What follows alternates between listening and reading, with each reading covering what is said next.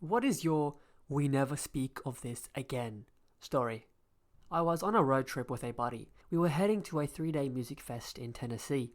We drove through the night and were making pretty good time.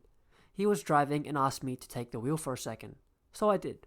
He grabbed a Gatorade bottle, unzipped, and started pissing in the bottle. I was a bit uncomfortable with my hand 6 inches above his exposed wiener. But we were going 75 miles per hour and his foot was on the gas. We had more pressing concerns, is my point. He finishes up and in one swift motion rolls down the window and lifts the Gatorade bottle toward the window to dump it. "Wait, what are you doing?" I say. Imagine a full bottle of warm piss filling up the entire interior of a car like a fine aerosol spray in a split second. That's what 75 miles per hour wind blowing inward does to a bottle of liquid trying to go outward. I learned that the hard way. Of course, it got in my mouth, but that wasn't the worst of it. It was clogging my ears like I had been swimming. It was stinging my eyes. It went so far up my nose that I sneezed it out twice. We looked at each other, dripping in piss. All I could say was, "Damn, dude.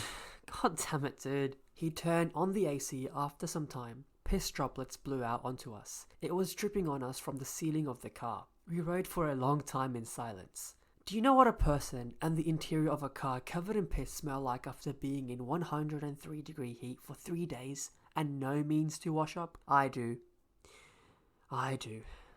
Edit. Now strangers are showering me with gold. Thanks.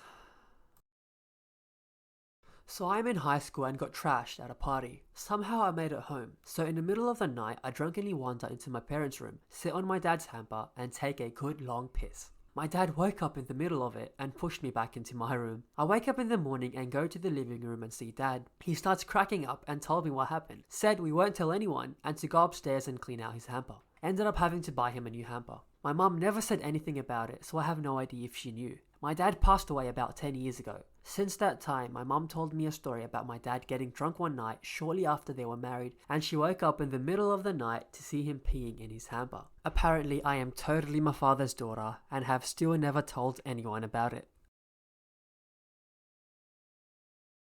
My college roommate and I were in Italy, and we were lost at a small town train station where there's no English and no one spoke English at all. The way the train station is set up is that we have to take stairs underground and take stairs back up to cross the platform. We were trying to figure out which train to take and ended up going back and forth since we barely understood any Italian. After a few trips going up and down, we decided to just cross back and forth across the tracks. This was way before smartphones, so we were in the middle of the tracks while I used a compass to figure out which direction Florence was. We then realized it was noisier than usual, looked up and saw a train coming. In panic, we ran in front of the train to the platform, across instead of backwards towards safety.